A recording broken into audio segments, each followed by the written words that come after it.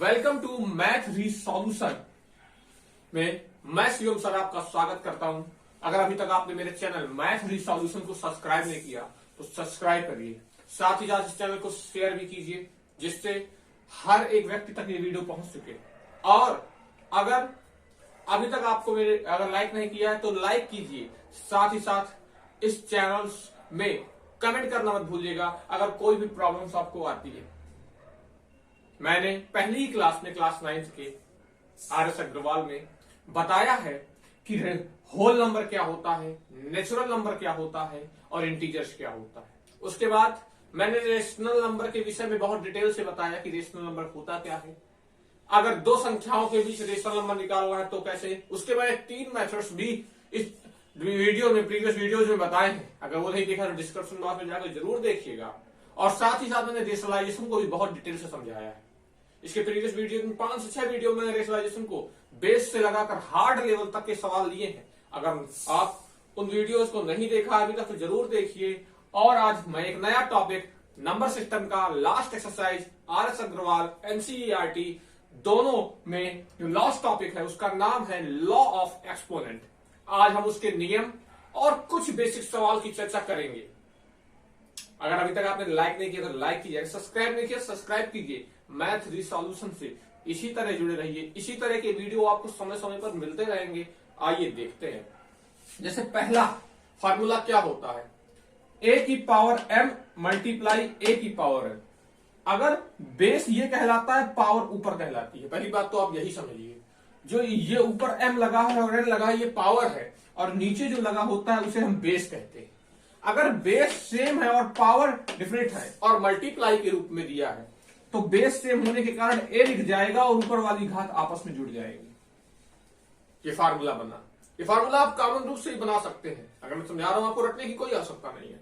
दूसरी बात, दूसरा फार्मूला a की पावर m अपान a की पावर n। इसका मतलब अगर बेस सेम है और पावर अलग अलग है और अपान के रूप में अगर लिखा है तो इसको हम a की पावर m माइनस n लिख सकते हैं, क्योंकि जब ये ऊपर जाएगा तो माइनस का बन जाएगा और a की पावर n हो जाएगा। इसको आप एक टर्म से और लिख सकते हैं, आप इसे a की पावर m और a की पावर माइनस n लिख सकते हैं। और मैंने बताया कि मल्टीप्लाई में चीज जुड़ जाती है, जब ये माइनस का होगा तो a की पावर m माइनस n हो जाएगा। मुझे लगता है ये चीज आपको समझ में आई होगी। याद रखिए, अगर a की पावर m और एक उसके पावर n लगा है तो मल्टीप्लाई हो जाता है, a की पावर n मल्टीप्लाई n। याद रखिए, कॉम्पिटिटिव लेवल की तैयारी आप कर रहे हैं तो उसके लिए बहुत इंपॉर्टेंट है आपका एक्सपोनेंट। उसमें भी कई बार रेलवे जैसे एग्जामिनेशन में ये चीज पूछी जाती है।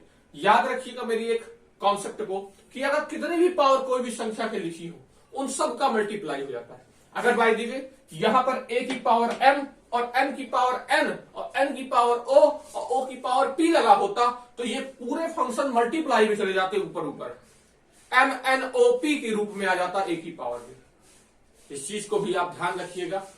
जब आप सर्ड और इंडिकस पढ़ते हैं, घातांक और करनी पढ़ते हैं, तब इसके बारे में चर्चा होती है कि हम वो बताते हैं। इसके लिए मैं अलग से वीडियो लाऊंगा सर्ड और इंडिकस की।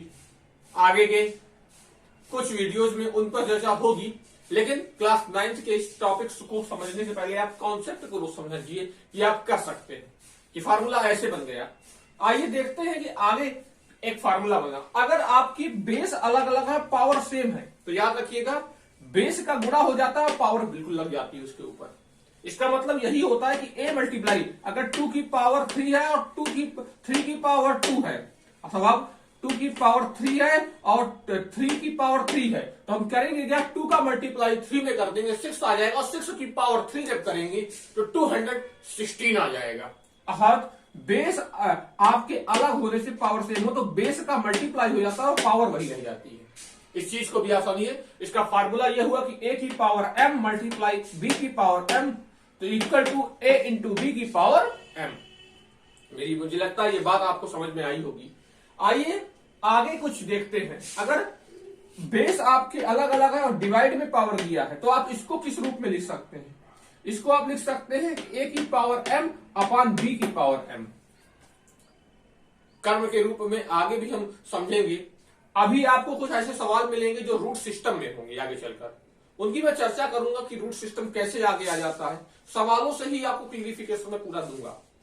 मैंने आपको फार्मूला बताया कि ये फार्मूले होते हैं सिंपली रूप से। कुछ बेसिक सवाल आज लिए हैं मैंने, आगे की वीडियो में थोड़ा सा स्टैंडर्ड बढ़ेगा। क्लास 3 या 4 वीडियो में मैं आपके कॉन्सेप्ट लॉ ऑफ एक्सपोनेंट को क्लियर करूंगा। इसी तरह हमारे चैनल मैथ थ्री सॉल्यूशन से जुड़े रहिए और साथ ही साथ इस चैनल को शेयर कीजिए, जिससे बहुत लोग इसको देख सकें और एक्सपोनेंट, रेशनलाइजेशन, नंबर सिस्टम की कॉन्सेप्ट को क्लास 9 के समझ सकें। और उससे पहले मैंने 10th में भी क्वाड्रेटिक इक्वेशन पढ़ा रहा हूं, वहां पर भी मैंने फैक्टराइजेशन का बहुत अच्छा कॉन्सेप्ट बताया है। फैक्टराइजेशन क्लास हो चुकी है वहां पर नेक्स्ट वीडियो पढ़ रहे हैं। क्वाड्रेटिक के टर्म सेकंड के लिए क्वाड्रेटिक बहुत इंपॉर्टेंट है। अगर आपने अभी तक मेरे चैनल को सब्सक्राइब नहीं किया, सब्सक्राइब कीजिए। आगे के देखते हैं। अगर a की पावर माइनस का n है तो इसका मतलब ये होता है कि 1/a की पावर n लिखा है ये, क्योंकि ये माइनस होता है तो उसका अपोजिट हो जाता है। आइए, अगर किसी की पावर 0 लगा है तो याद रखिएगा उसका मान 1 होगा। जैसे यहां पर 0 लिखा है और ऊपर से मल्टीप्लाई 2, 3 और 4 ऊपर लगा है, तो 0 का मल्टीप्लाई 2, 3 तो 0 ही आएगा और उसका मान भी 1 होगा। कभी कभार ऐसे सवाल आ जाते हैं, लड़का सोचता है कि ये 2 का पावर है, ये अलग से होगा। नहीं, अलग नहीं होगा, वो मल्टीप्लाई में होगा, उसका मान 0। किसी की पावर भी 0 हो, उसका मान हमेशा 1 होता है, चाहे वो नंबर हो, चाहे वो आपका वेरिएबल के रूप में हो। याद रखिएगा, एक्स वाई जेड के रूप में हो, ऐसे भी आप समझ सकते हैं। आइए कुछ एग्जाम्पल देखते हैं। 3 की पावर 3/4 मल्टीप्लाई 3 की पावर 1/4। आपने देखा कि बेस आपके सेम है तो घातें जुड़ जाती है। मैंने आपको पहले इसमें बताया, अगर बेस सेम हो और पावर डिफरेंट हो तब आपकी घातें जुड़ जाती है, पावर्स जुड़ जाती हैं। अगर 3/4 प्लस 1/4 हो गया, 3 + 1 करेंगे 4 आएगा, 3 + 1 करेंगे 4 आएगा, ये 4 लिखा, 4 से 4 कट गया तो 1 बचा। 3 की पावर अगर 1 करते हैं तो इसका मान क्या आता है, 3 आता है। इसी प्रकार अगर 5 की पावर 1/3 है और 5 की पावर 1/6 है तो बेस सेम होने के कारण अगर अपान में दिया है तो मैंने बताया है कि माइनस हो जाता है। ये 6 उधर गया, माइनस का हुआ 3 1/3। 5 की पावर 1/3 माइनस 1/6। हमने एलसीएम लिया, 6 आया। 3 2 या 6, 2 आ गया और 3 6 1 जा 6, 2 में 1 घटाया तो 1 आया और 6 अपान में लिखा रहा तो 5 की पावर कितना आया, 1/6 आया। इसी प्रकार थर्ड के रूप में समझेंगे। अगर 3 की पावर 2/3 दिए है और 7 की पावर 2/3 दिए है, हमने देखा कि यहां पर बेस अलग अलग है लेकिन पावर सेम है। मैंने एक में बताया है कि अगर आपके बेस अलग अलग हो और पावर सेम हो तो आप मल्टीप्लाई करते हैं। यहां पर बेस अलग है तो 3 का मल्टीप्लाई 7 से हुआ 2/3, दोनों में सेम था, 2/3 हमने लिख दिया तो 3 7 जा 21 आया और 21 की पावर 2/3। ये हम फंक्शन में आ गए। आइए कुछ सवालों को और देखते हैं, इंटरेस्टिंग सवाल एक्सपोनेंट के। 36 की पावर अगर 1/2 दिए है तो याद रखिए कि 36 6 का स्क्वायर होता है, क्योंकि 2 नीचे दिया है। याद रखिएगा, जो नीचे दिया रहता है उसको हटाने के लिए उसको पावर को खोलते हैं।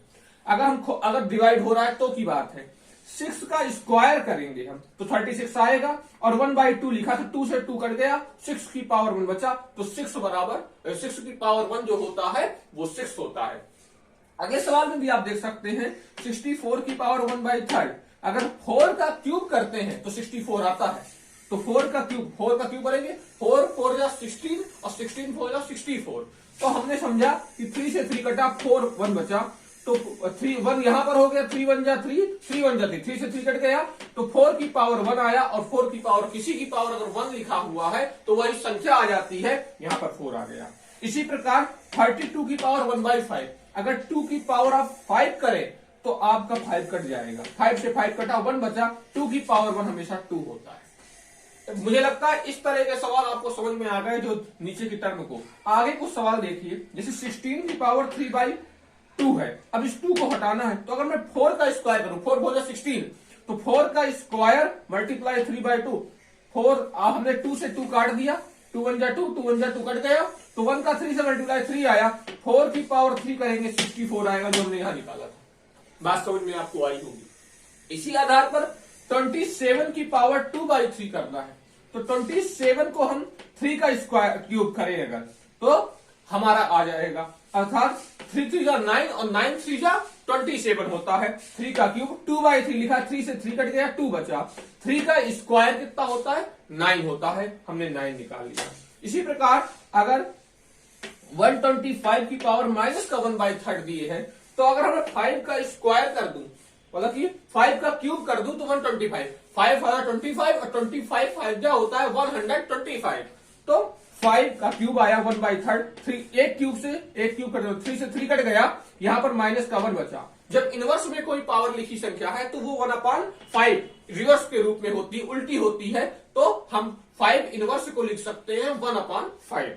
अगले टर्म की रूप समझते हैं। 32 की पावर 1/5 प्लस माइनस 7 की पावर 0 और प्लस 64 की पावर 1/2। अगर हम क्या करते हैं 2 की पावर 5 इसको लिख सकते हैं। 2 की पावर 5 हमने लिखा और 1/5, 5 से 5 कट गया, केवल 1 बचा। प्लस किसी की पावर अगर 0 है तो उसका मान हमेशा 1 होता है, हमने 1 लिखा। 8 का जब हम स्क्वायर करते हैं तो 8 का स्क्वायर 64 होता है, 2 से 2 कट गया, 8 बचा। अब यहां पर संख्या क्या आई? 2 आई, 1 बार 1 लिखा था और 8। जब हम 8 में 2 जोड़ेंगे 10 आएगा और 10 में 1 जोड़ेंगे तो 11 आएगा, अर्थात इसका आंसर 11 आ गया। अगला लास्ट सवाल है इसका।